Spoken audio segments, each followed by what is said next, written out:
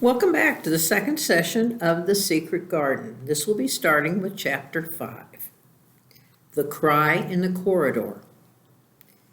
At first, each day which passed by for Mary Lennox was exactly like the others.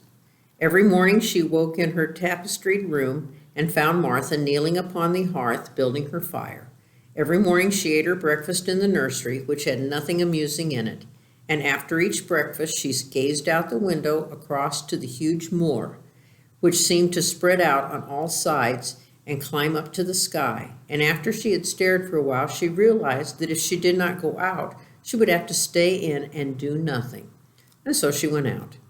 She did not know that this was the best thing she could have done, and she did not know that when she began to walk quickly or even run along the paths down the avenue, she was stirring her slow blood and making herself stronger by fighting with the wind which swept down from the moor. She ran only to make herself warm, and she hated the wind which rushed at her face and roared and held her back as if it were some giant she could not see. But the big breaths of rough, fresh air blown over the heather filled her lungs with something which was good for her whole body, and whipped some red color into her cheeks and brightened her dull eyes when she did not know anything about it.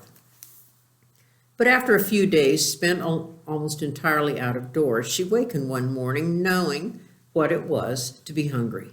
And when she sat down to her breakfast, she did not glance disdainfully at her porridge and push it away, but took up her spoon and began to eat it and went on eating until her bowl was empty. "You got on well enough with that this morning, didn't you?" said Martha. "It tastes nice today," said Mary, feeling a little surprised herself. "It's the air and the moor that's given your stomach for the victuals. It's lucky for thee that thou's got victuals as well as an appetite." Now, victuals is another word for food. "There's been 12 in our cottage, and their stomachs has nothing to put in it. You go on playing outdoors every day, and you'll get some flesh on your bones, and you won't be so yeller." "I don't play," said Mary. "I have nothing to play with." "Nothing to play with!" explained Martha. "Our children plays with sticks and stones, and they just run about and shout and look at things." Mary did not shout, but she looked at things. There was nothing else to do. She walked round and round the gardens and wandered about the paths in the park. Sometimes she looked for Ben Weatherstaff, but though several times she saw him at work, he was too busy to look at her or was too surly. Once when she was walking toward him, he picked up his spade and turned away, as if he did it on purpose. One place she went to oftener than the others. It was a long walk outside the gardens with the walls around them. There were bare flower beds on either side of it, and against the walls ivy grew thickly. There was one part of the wall where the creeping dark green leaves were more bushy than elsewhere. It seemed as if for a long time that part had been neglected. The rest of it had been clipped and made to look neat, but at the lower end of the walk it had not been trimmed at all.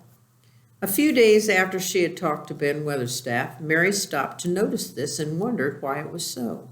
She paused and was looking up at the long spray of ivy swinging in the wind when she saw a gleam of scarlet and heard a brilliant chirp, and there on the top of the wall perched Ben Weatherstaff's robin redbreast, tilting forward to look at her with his small head on one side. "Oh," she cried, "it's you, is it?"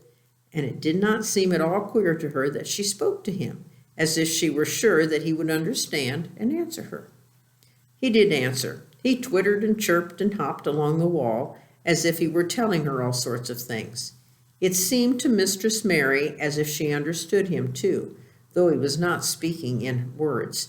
It was as if he was saying, "Good morning. Isn't the wind nice? Isn't the sun nice? Isn't everything nice? Let us both chirp and hop and twitter. Come on, come on." Mary began to laugh, and as he hopped and took little flights along the wall, she ran after him.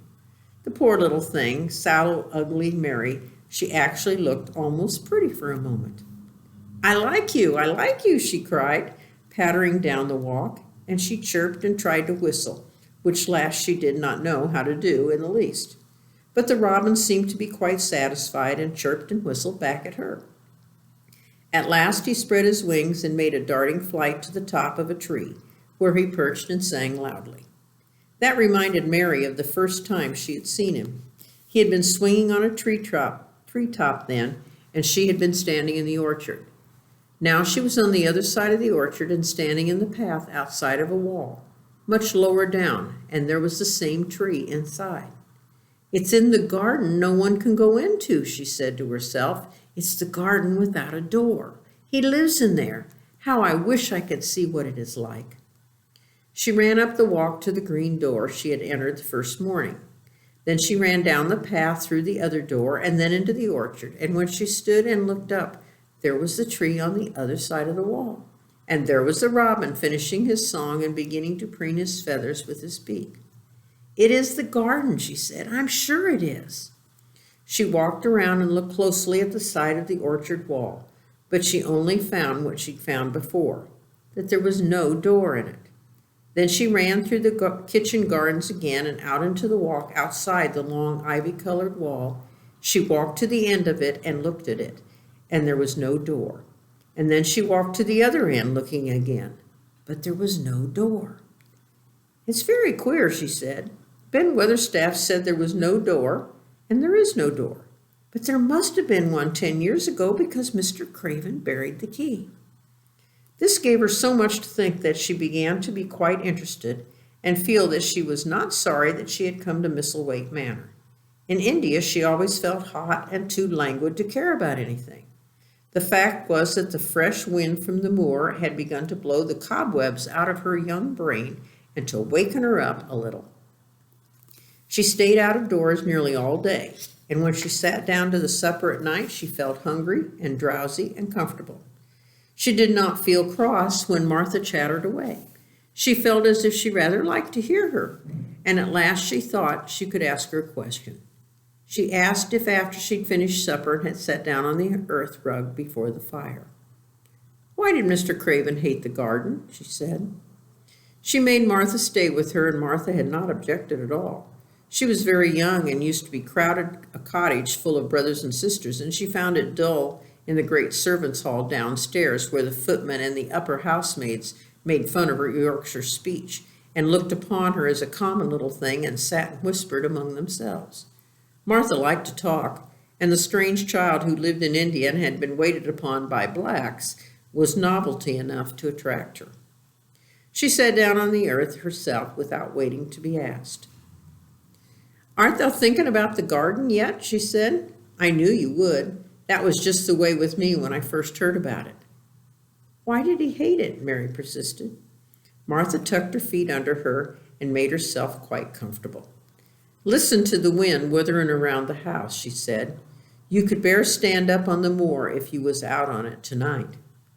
Mary did not know what withering meant until she listened, and then she understood.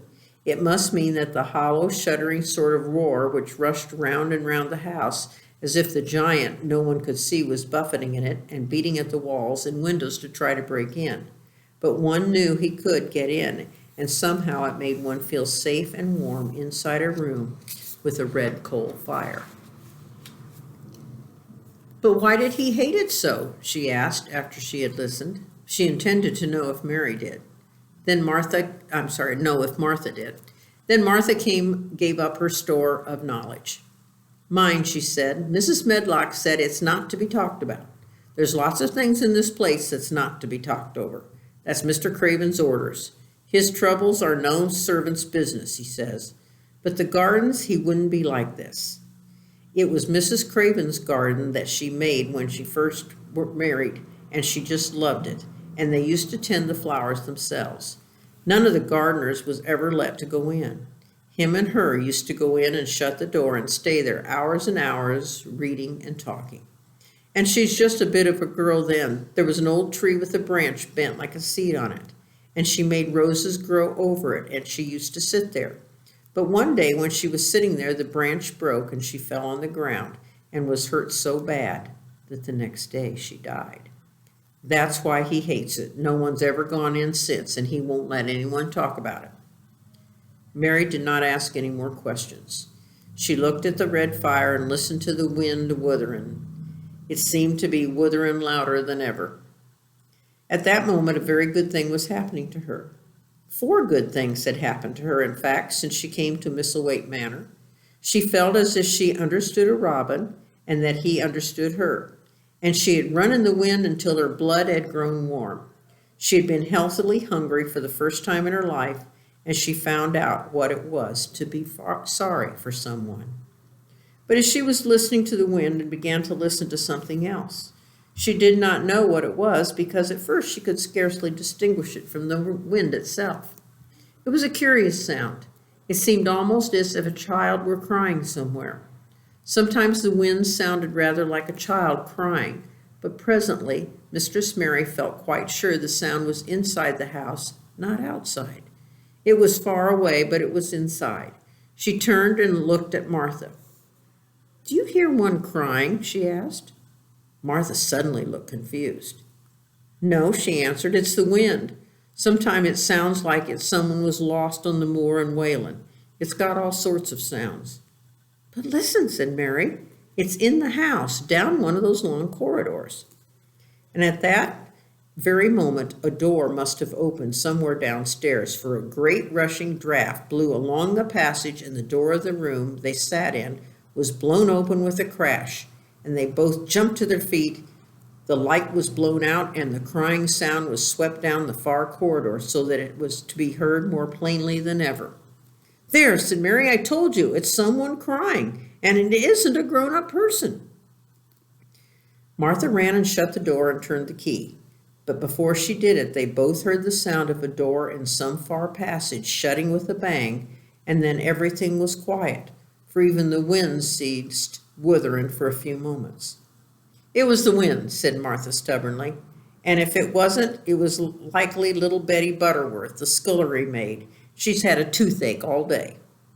But something troubled and awkward in her manner made Mistress Mary stare very hard at her. She did not believe that Martha was speaking the truth.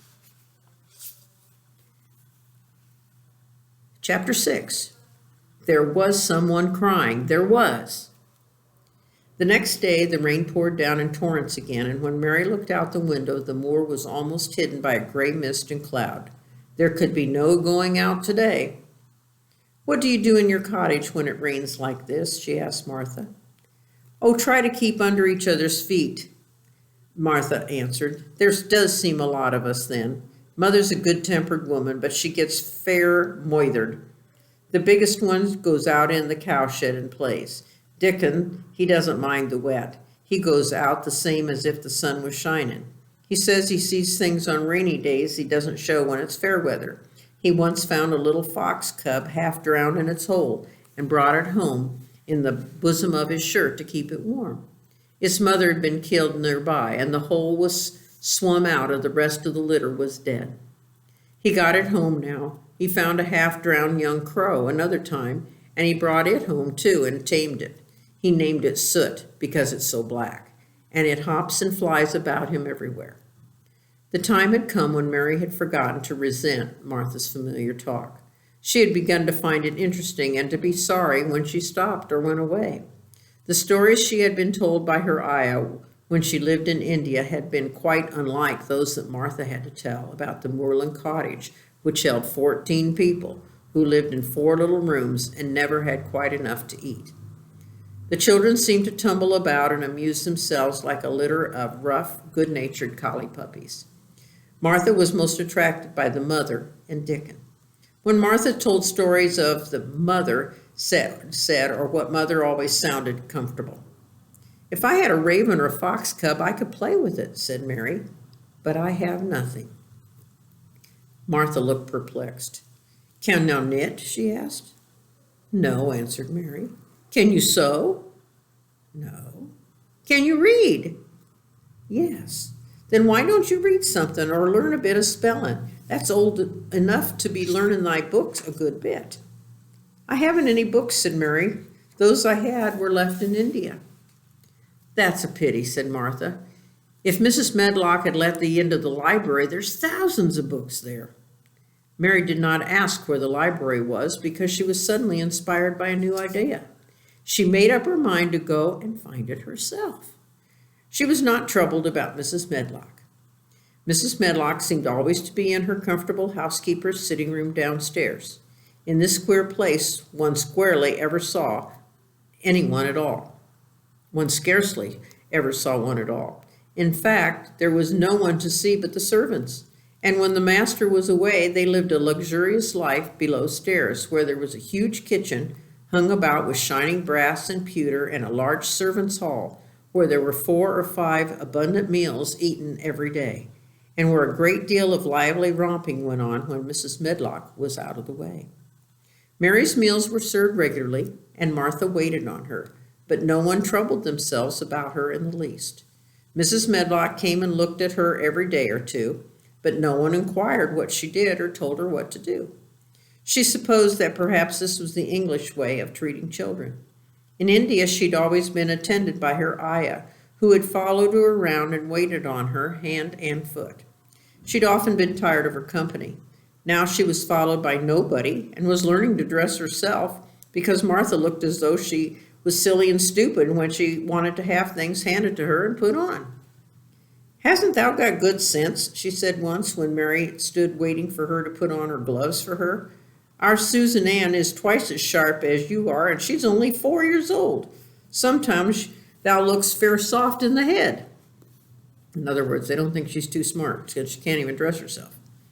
Mary had worn her contrary scowl for an hour after that, but it made her think several entirely new things. She stood at the window for 10 minutes this morning after Martha swept up the hearth for the last time and gone downstairs. She was thinking over the new idea which had come to her when she heard of the library. She did not care much about the library itself because she had read very few books, but to hear of it brought back to her mind the 100 rooms with closed doors. She wondered if they were all locked and what she could find if she could get into any of them. Were there 100, really? Why shouldn't she go and see how many doors she could count? It would be something to do this morning when she could not go out. She had never been taught to ask permission to do things, and she knew nothing at all about authority, so she would not have thought it necessary to ask Mrs. Medlock if she might walk around the house, even if she had seen her. She opened the door of the room and went into the corridor, and then she began her wanderings. It was a long corridor, and it branched into other corridors, and it led her up a short flight of steps which mounted to others again. There were doors and doors. There were pictures on the walls. Sometimes there were pictures of dark, curious landscapes, but often they were portraits of men and women in queer grand costumes made of satin and velvet. She found herself in a long gallery whose walls were covered with these portraits. She had never thought there would be so many in any house. She walked slowly down this place and stared at the faces, which all seemed to stare at her. She felt as if they were wondering what a little girl from India was doing in their house. Some were pictures of children, little girls in thick satin frocks, which reached to their feet and stood out about them, and boys with puffed sleeves and lace collars and long hair, or with ruffs around their necks. She always stopped to look at the children and wonder what their names were, and where they had gone, and why they wore such odd clothes. There was a stiff, plain little girl rather like herself. She wore a green brocade dress and held a green parrot on her finger. Her eyes had a sharp, curious look. "Where do you live now?" said Mary aloud to her. "I wish you were here." Surely no other little girl ever spent such a queer morning. It seemed as if there was no one in all the huge rambling house but her own small self, wandering about upstairs and down through narrow passages and wide ones, where it seemed that no one but herself had ever walked. Since so many rooms had been built, people must have lived in them, but it all seemed so empty she could not quite believe it was true. It was not until she climbed to the second floor that she thought of turning the handle of a door. All the doors were shut, as Mrs. Medlock had said they were, but at last she put her hand on the handle of one and turned it. She was almost frightened for a moment when she felt that it turned without difficulty, and then when she pushed open the door itself, it slowly and heavily opened. It was a massive door and opened into a big bedroom. There were embroidered hangings on the wall and inlaid furniture, such as she had seen in India, that stood about the room. A broad window with lead panes looked out upon the moor, and over the mantel was another portrait of that stiff, plain little girl who seemed to stare at her more curiously than ever. Perhaps she slept here once, said Mary. She stares at me so that she makes me feel queer. After that, she opened more doors and more. She saw so many rooms that she became quite tired and began to think that there must be 100, though she had not counted them. In all of them were old pictures or old tapestries with strange scenes worked on them. They were curious pieces of furniture and curious ornaments in nearly all of them. In one room, which looked like a lady's sitting room, hangings were embroidered in velvet, and a cabinet where about 100 little elephants made of ivory. They were of different sizes, and some had their mahouts or palanquins on their back. Some were much bigger than the others, and some were so tiny they seemed only babies. Mary had seen carved ivory in India, and she knew all about elephants. She opened the door of the cabinet and stood on a footstool and played with these for quite a while. When she got tired, she set the elephants in order and shut the door of the cabinet. In all her wanderings through the long corridors and the empty halls, she had seen nothing alive, but in this room she saw something. Just after she closed the cabinet door, she heard a tiny rustling sound. It made her jump and look around at the sofa by the fireplace, from which it seemed to come. In the corner of the sofa was a cushion, and in the velvet which covered it, there was a hole. And out of it, the hole, peeped a tiny head with a pair of frightened eyes in it. Mary crept across the room to look. The bright eyes belonged to a little gray mouse, and the mouse had eaten a hole in the cushion and made a comfortable nest there. 6 baby mice were cuddled up asleep near her. If there was no one else alive in the 100 rooms, there were 7 mice who did not look lonely at all. If they wouldn't be so frightened, I would take them back with me, said Mary. She had wandered about long enough to feel too tired to wander any further, and she turned back. 2 or 3 times she lost her way by turning down the wrong corridor and was obliged to ramble up and down until she found the right one. But at last she reached her own room again, and though she was some distance from her own room, she did not know exactly where she was. I believe I've taken a wrong turn again, she said, standing still at what seemed the end of a short passage with tapestry on the wall. I don't know which way to go and how still everything is. It was while she was standing there, and just after she had said that the stillness was broken by a sound. It was another cry, not like the one she had heard last night. It was only a short one, a fretful, childish whine muffled by passing through walls. It's nearer than it was, said Mary, her heart beating, and it is crying. She put her hand accidentally upon the tapestry near her and sprang back, feeling quite startled. The tapestry was the covering of a door which fell open and showed her there was another part of the corridor behind it, and Mrs. Medlock was coming up it with a bunch of keys in her hand and a very cross look on her face. "What are you doing here?" she said, and she took Mary by the arm and pulled her away. "What did I tell you?" "I turned around the wrong corner," explained Mary. "I didn't know which way to go, and I heard someone crying." She quite hated Mrs. Medlock at the moment, but she hated her more the next. "You didn't hear anything of the sort," said the housekeeper. "You come along back to your own nursery, or I'll box your ears." And she took her by the arm and half pushed, half pulled her up one passage and down another until she pushed her into the door of her own room. "Now," she said, "you stay here where you told to stay, and you'll find yourself locked up. The master better get you a governess, same as he said he would. You're one that needs someone to look sharp after you. I've got enough to do." She went out of the room and slammed the door after her. And Mary went and sat on the hearth rug, pale with rage. She did not cry, but she ground her teeth. There was someone crying. There was, she said to herself. She heard it twice now, and sometime she could find out. She found out a great deal this morning, and she felt as if she'd been on a long journey, and at any rate she'd had something to amuse her all that time. And she played with the ivory elephants, and she had seen the gray mouse and its babies in the nest in the velvet cushion. Chapter 7, The Key of the Garden. 2 days after this, when Mary opened her eyes, she sat up in bed immediately and called to Martha. "Look at the moor! Look at the moor!" The rainstorm had ended, and the gray mist and clouds had been swept away in the night by the wind. The wind itself had ceased, and a brilliant, deep blue sky arched high over the moorland. Never, never had Mary dreamed of a sky so blue. In India, skies were hot and blazing. This was of a deep, cool blue, which almost seemed to sparkle like the waters of a lovely bottomless lake. And here and there, high, high in the arched blueness, floated small clouds of snow-white fleece. The far-reaching world of the moor itself looked softly blue instead of gloomy, purple-black, or awful dreary gray. "Ah," said Martha with a cheerful grin, "the storm's over for a bit. It does look like this at this time of year. It goes off in a night like it was pretended it never been and never meant to come again. That's because springtime's on its way. It's a long way off, but it's coming." "I thought perhaps it always rained or looked dark in England," Mary said. "Oh, no," said Martha, sitting on her heels among the black lead brushes. "Not of the sort." "What does that mean?" asked Mary seriously. In India, the natives spoke different dialects, which only a few people understand, so she was not surprised when Martha used words that she did not know. Martha laughed as she had done the first morning.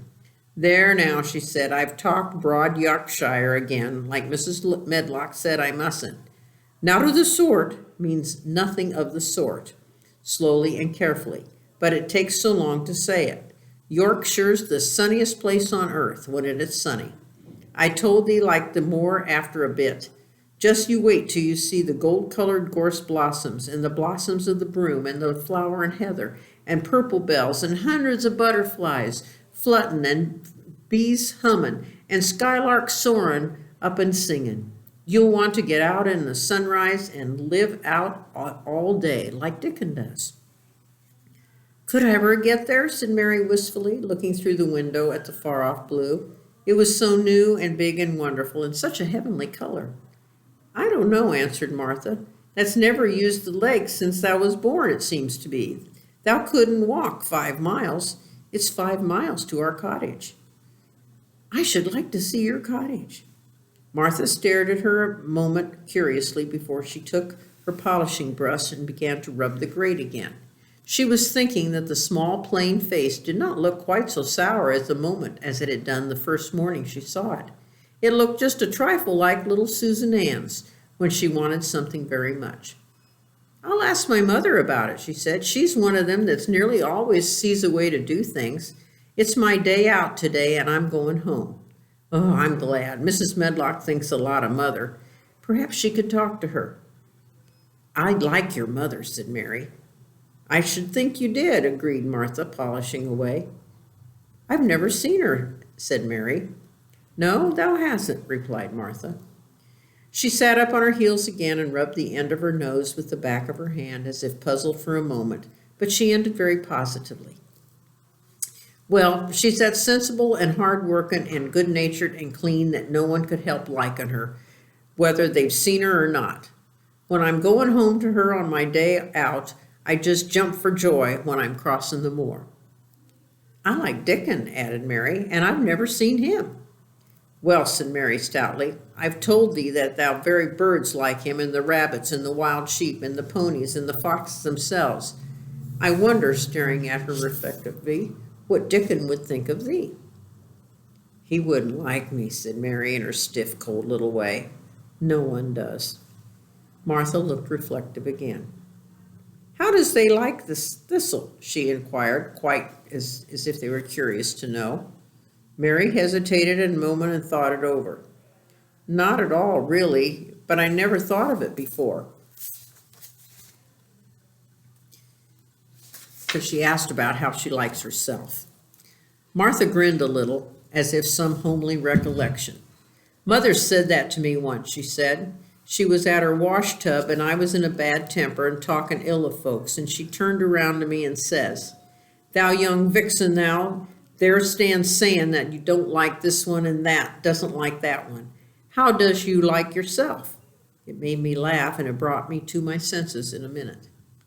She went away in high spirits as soon as she had given Mary her breakfast. She was going to walk 5 miles across the moor to the cottage, and she was going to help her mother with the washing and do the week's baking and enjoy herself thoroughly. Now, 5 miles would be almost like from walking downwood to Farmington. That's how far she's got to walk to go home. Mary felt lonelier than ever when she saw she was no longer in the house. She went to the garden as quickly as possible, and the first thing she did was to run around and around the fountain flower garden 10 times. She counted the times carefully, and when she finished, she felt in better spirits. The sunshine made the whole place look different.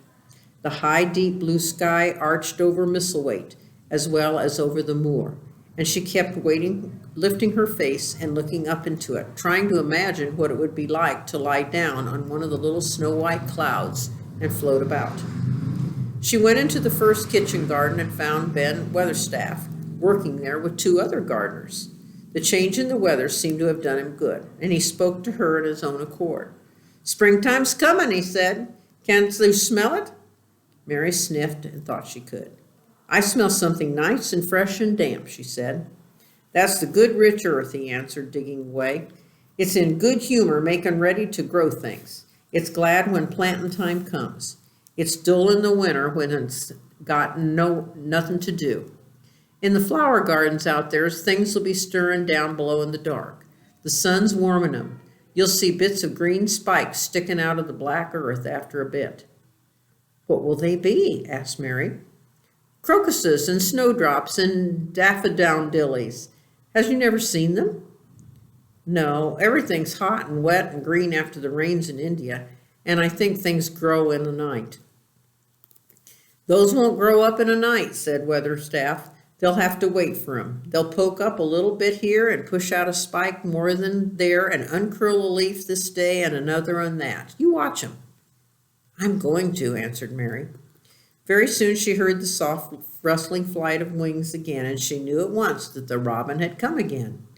He was very pert and lively and hopped about so closely to her feet and put his head on one side and looked at her so slyly that she asked Ben Weatherstaff a question. "Do you think he remembers me?" she said. "Remembers thee," said Weatherstaff indignantly. "He knows every cabbage stump in the garden, let alone the people. He's never seen a little wench here before, and he's bent on finding out all about you. Thou no need to try to hide anything from him." "Are things stirring down below in the dark in that garden where he lives?" Mary inquired. "What garden?" grunted Weatherstaff, becoming surly again. "The one where the old rose trees are." She could not help asking because she wanted so much to know. "Are all the flowers dead, or do some of them come again in the summer? Are there even any roses?" "Ask him," said Ben Weatherstaff, hunching his shoulder toward the robin. "He's the only one who knows. No one else has been inside it for 10 years. 10 years was a long time, Mary thought. She had been born 10 years ago. She walked away, slowly thinking. She had begun to like the garden just as she'd begun to like the robin and Dickon and Martha's mother. She was beginning to like Martha, too. That seemed a good many people to like, and when you were not used to liking, she thought of the robin as one of the people. She went to her walk outside the long ivy-covered wall over which she had seen the treetops, and the second time she walked up and down, the most interesting and exciting thing happened to her, and it was all through Ben Weatherstaff's robin.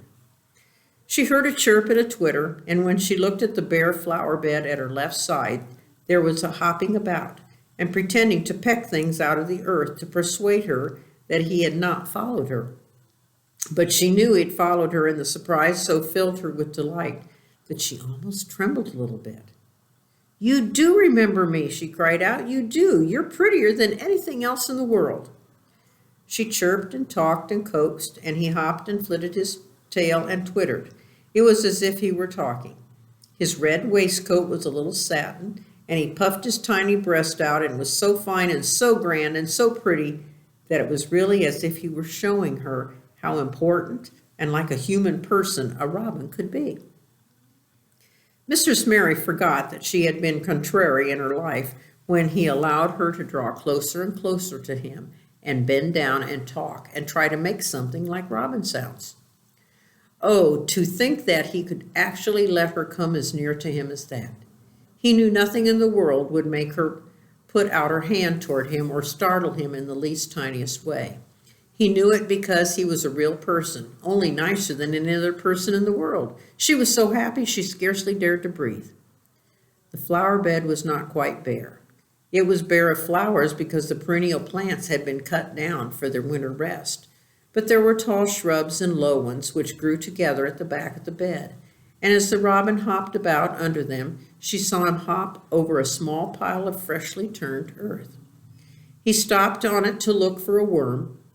The earth had been turned up because a dog had been trying to dig a mole and had scratched a deep, deep hole. Mary looked at it, not quite knowing why the hole was there, and she looked and she saw something almost buried in the newly turned soil. It was something like a ring of rusty iron or brass. When the bird flew up into a tree nearby, she put out her hand and picked the ring up. It was more than a ring. However, it was an old key, which looked as if it had been buried a long time. Mistress Mary stood up and looked at it with an almost frightened face as it hung from her finger. Perhaps it had been buried for 10 years, she said in a whisper. Perhaps it is the key to the garden. Chapter 8.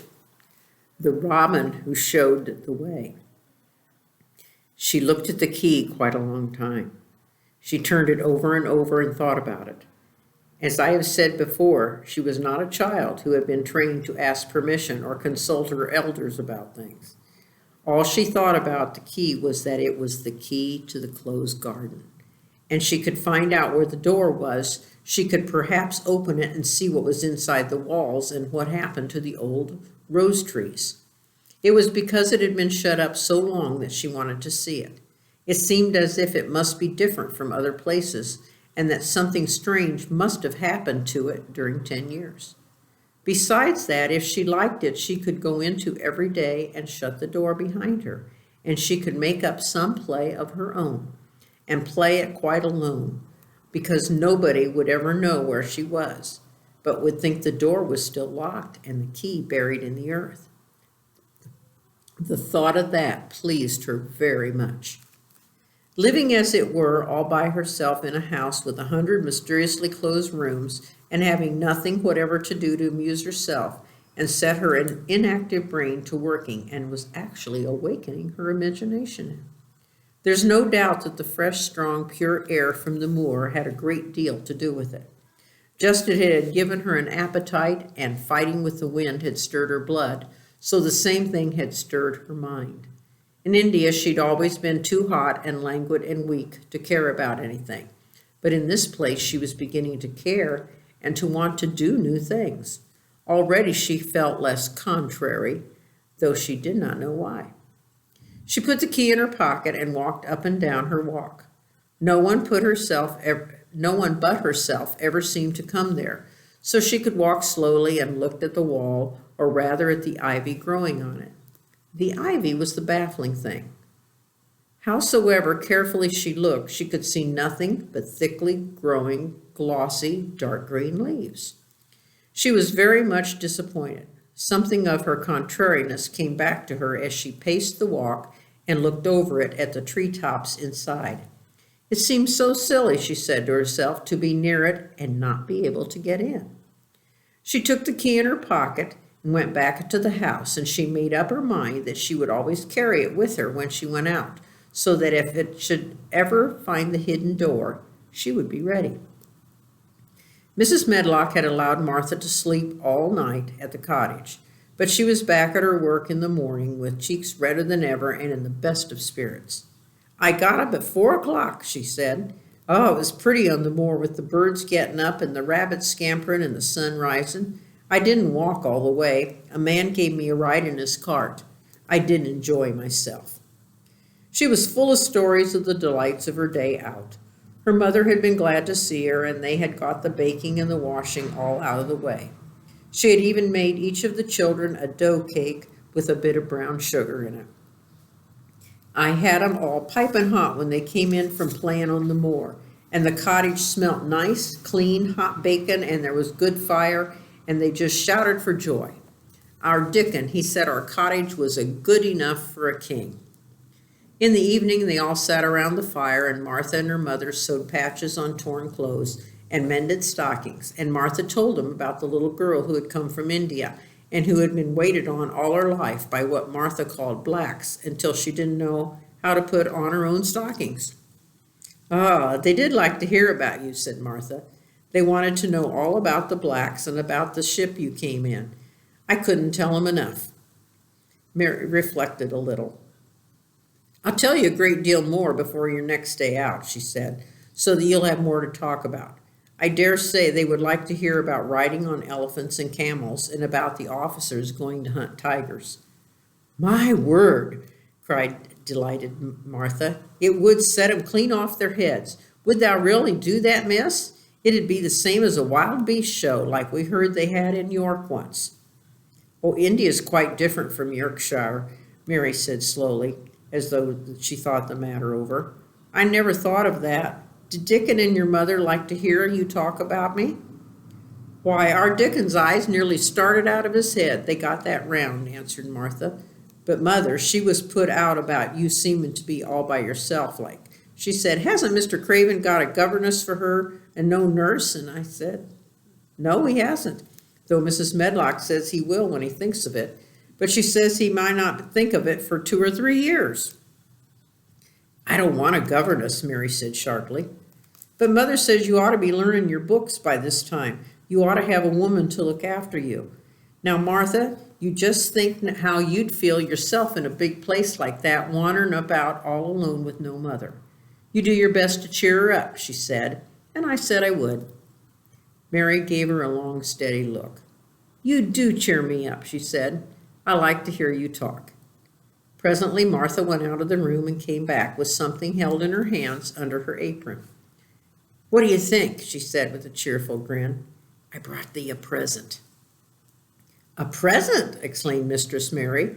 "How could a cottage full of 14 hungry people give anyone a present?" "A man was driving across the moor peddling," Martha explained, "as he stopped his cart at our door." Now, peddling here does not mean a bicycle. It means he's selling something. "He had pots and pans and odds and ends, but Mother had no money to buy anything. Just as he was a-going away, Elizabeth Ellen called out, 'Mother, he's got skipping ropes with red and blue handles.' And Mother, she calls out quite sudden, 'Here, stop, mister. How much are they?' And he said, 'Tuppence.' And Mother, she began fumbling in her pocket as she says to me, 'Martha, thou brought me the wages like a good lass, and I've got 4 places to put every penny. But I'm going to take 2pence out of it to buy the child a skipping rope,' and she bought one, and here it is." She brought it out from under her apron and exhibited it quite proudly. It was a strong, slender rope with a striped red and blue handle at each end. But Mary Lennox had never seen a skipping rope before.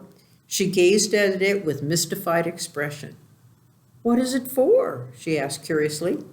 "For?" cried Martha. "Do you mean that you've not got skipping ropes in India?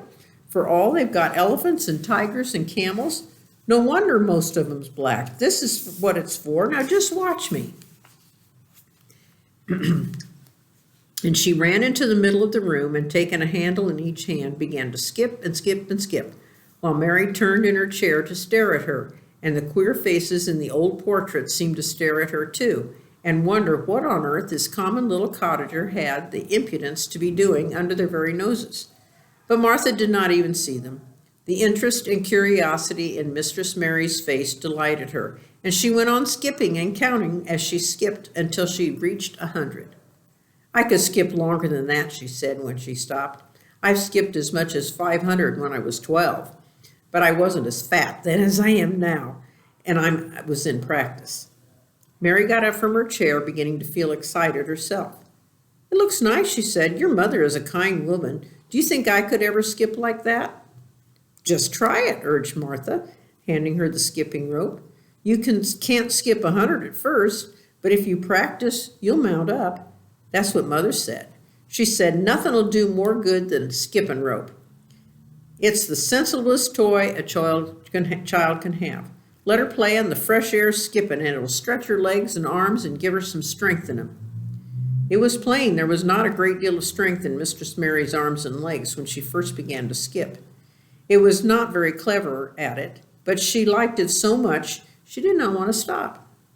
Put on the things and run and skip outdoors, said Martha. Mother said I must tell you to keep outdoors as much as you could, even when it rains a bit, so as to wrap up warm. Mary put on her coat and hat and took her skipping rope over her arm. She opened the door to go out and suddenly thought of something and turned back rather slowly. Martha, she said, they were your wages. It was your 2 pence, really.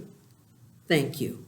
She said it stiffly because she was not used to thanking people or noticing that they did things for her. Thank you, she said, and held out her hand because she did not know what else to do. Martha gave her hand a clumsy little shake, as if she was not accustomed to this sort of thing either, and then she laughed. Oh, that are a queer old womanish thing, she said. If that's been our Elizabeth Ellen, then she'd have given me a kiss. Mary looked stiffer than ever. Do you want me to kiss you? Martha laughed again. No, not me, she answered. If that was different, perhaps they'd want to thyself, but that isn't. Run outside and play with the rope. Mistress Mary felt a little awkward as she went out of the room. Yorkshire people seemed strange, and Martha was always rather a puzzle to her. At first she disliked her very much, but now she did not. The skipping rope was a wonderful thing. She counted and skipped and counted until her cheeks were quite red, and she was more interested than she had ever been since she was born. The sun was shining and a little wind was blowing, not a rough wind, but which one came in delightful little gusts and brought a fresh scent of newly turned earth with it. She skipped around the fountain garden and up one walk and down another. She skipped at last into the kitchen garden and saw Ben Weatherstaff digging and talking to his robin, which was hopping about him. She skipped down the walk toward him, and he lifted his head and looked at her with a curious expression.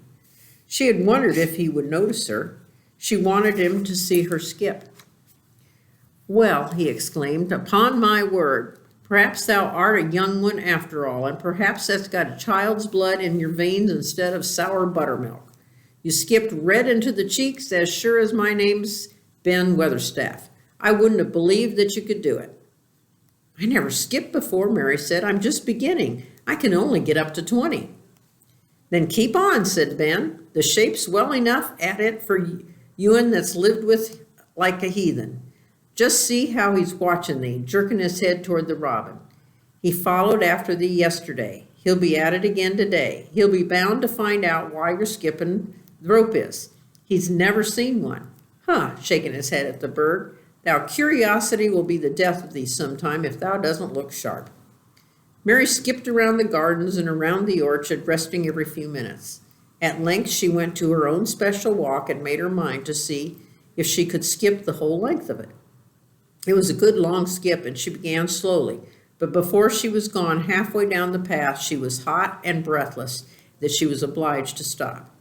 She did not mind much because she'd already counted up to 30. She stopped with a little laugh of pleasure, and there, lo and behold, was the robin swaying on a long branch of ivy. He followed her, and he greeted her with a chirp. As Mary had skipped toward him, she felt something heavy in her pocket strike against her at every jump, and when she saw the robin, she laughed again. You showed me where the key was yesterday, she said. You ought to show me where the door is today, but I don't believe you know. The robin flew from his swinging spray of ivy onto the top of the wall, and he opened to speak and sang a loud, lovely trill merely to show off. Nothing in the world was quite as adorably lovely as a robin when he shows off, and they are nearly always doing it. Mary Lennox had heard a great deal about magic in her Aya's stories, and she always said what happened almost at that moment was magic. One of the nice little gusts of wind rushed down the walk, and it was a stronger one than the rest. It was strong enough to wave the branches of the trees. It was more than strong enough to sway the trailing sprays of untrimmed ivy hanging from the wall. Mary stepped close to the robin, and suddenly the gust of wind swung aside some loose ivy trails, and more suddenly still she jumped toward it and caught it in her hand. This she did because she had seen something under it, a round knob, which had been covered by the leaves hanging over it. It was the knob of a door. She put her hands under the leaves and began to pull and push them aside. Thick as the ivy hung, it nearly all was a loose and swinging curtain, though some had crept over wood and iron. Mary's heart began to thump and her hands to shake a little in her delight and excitement. The robin kept singing and twittering and tilting his head on one side as if he were as excited as she was. What was under the hands, which was square and made of iron, and which her fingers found a hole in it? It was the lock of the door, which had been closed for 10 years, and she put her hand in her pocket and drew out the key and found that it fit the keyhole. She put the key in and turned it. It took 2 hands to do it, but it did turn. And then she took a long breath and looked behind her up the long walk to see if anyone was coming. No one was coming. No one ever did come, it seemed, and she took another long breath before she could not help it, and she held back the swinging curtain of ivy and pushed back the door, which opened slowly. Slowly.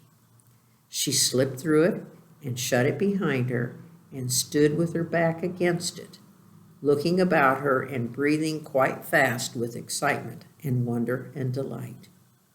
She was standing inside the secret garden. And you'll have to wait till next time to see what happens after that.